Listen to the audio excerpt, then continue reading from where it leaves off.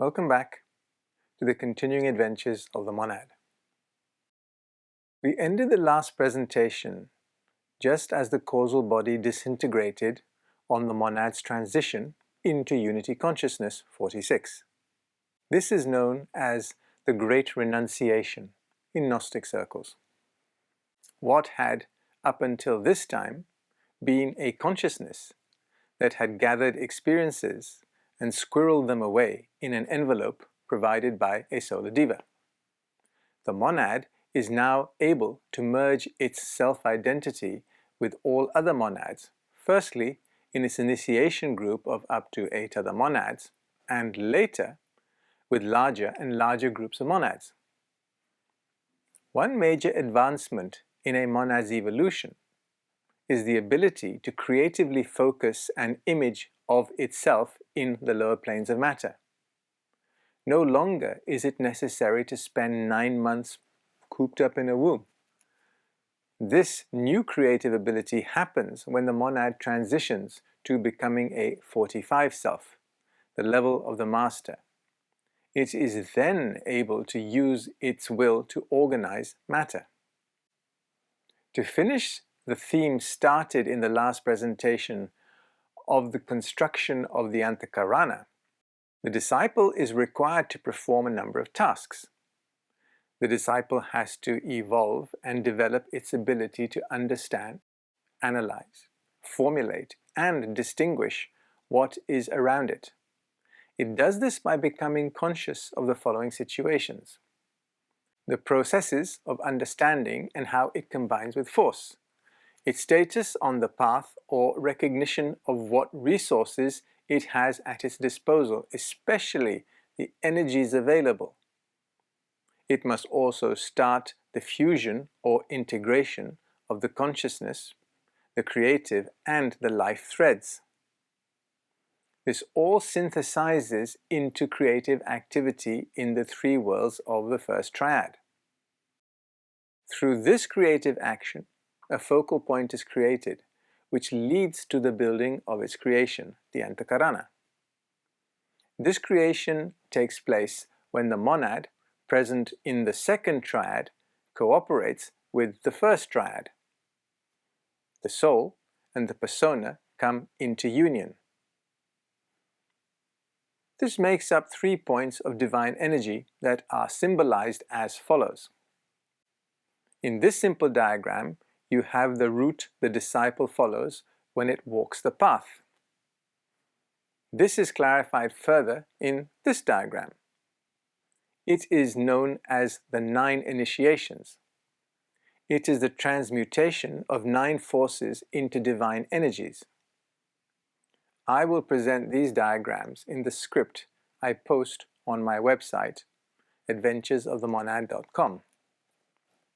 Now, let us look in detail at the bridge between the 3 aspects of the mind.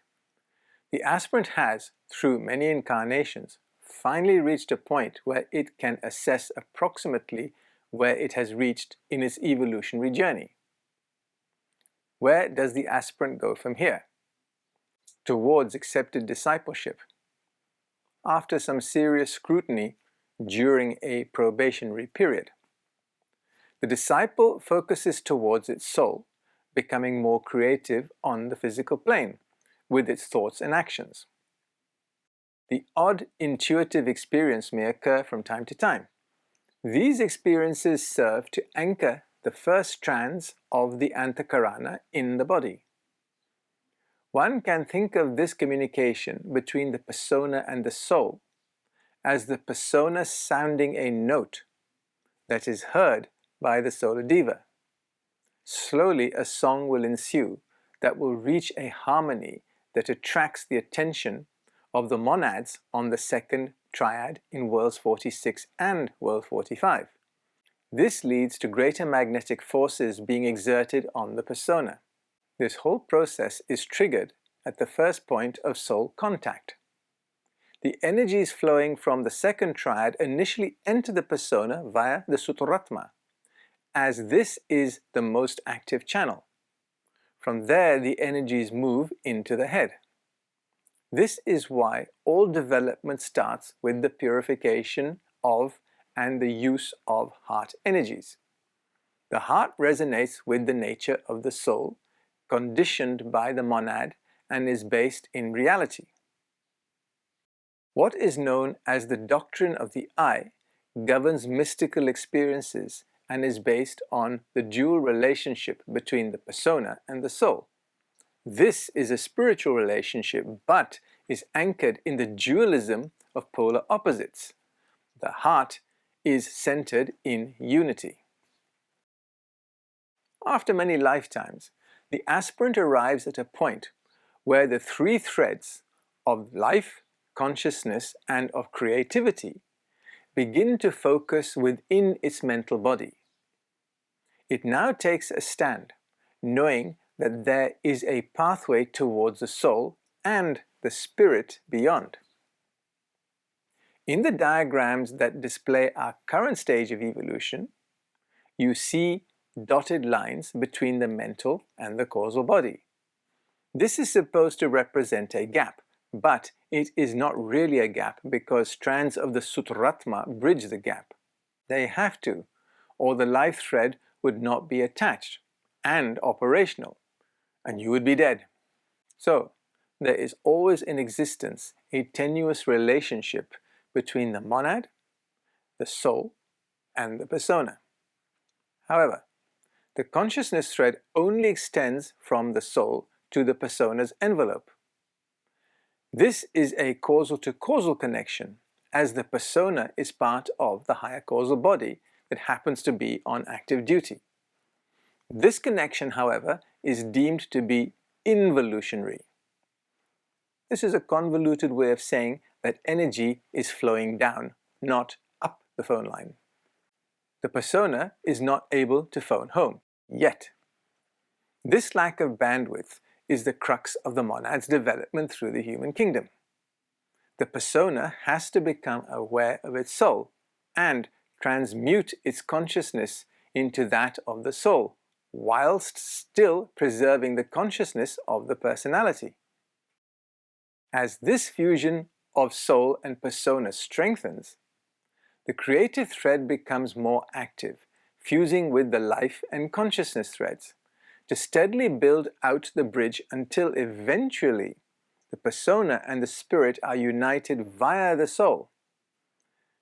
This doesn't just fall out of the sky. It involves a lot of divine creative work. In the beginning, the linkages between the soul and the persona have been driven by the soul.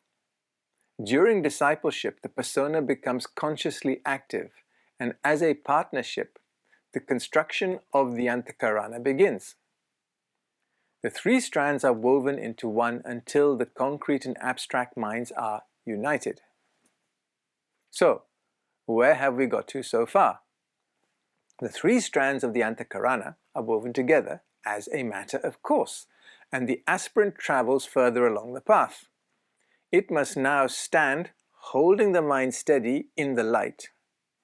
It is worth noting that in the past, the goal towards which the average disciple has worked has been soul contact, leading to what has been called hierarchical inclusion.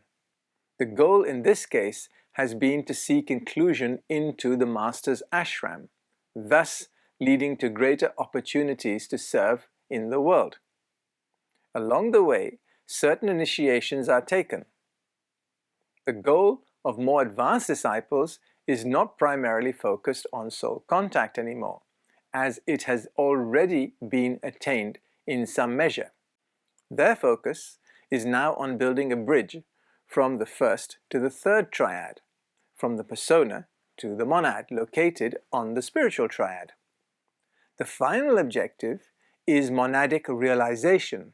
This is the gateway to higher evolution on the 7 paths that are all available to all monads when they reach this stage of their evolutionary path. From what can be gathered, there are 2 distinct but co-evolutionary paths a disciple can follow. They can be seen in the following table.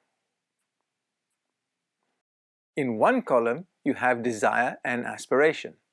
This is linked to the first two initiations and is centered in the emotional body. The goal along this path is to activate the causal lotus, make contact with the hierarchy, and get pally with your chums in your master's ashram. Eventually, this leads to making a choice, which of the 7 paths to wander down. The second column is labeled mind projection.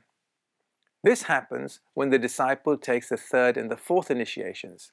This path leads to serious construction work on one's Antahkarana, and the goal is now to reach the 3rd, the spiritual triad. Whereas with the first path, the goal was to contact the hierarchy, the second path is about getting in touch with Shambhala.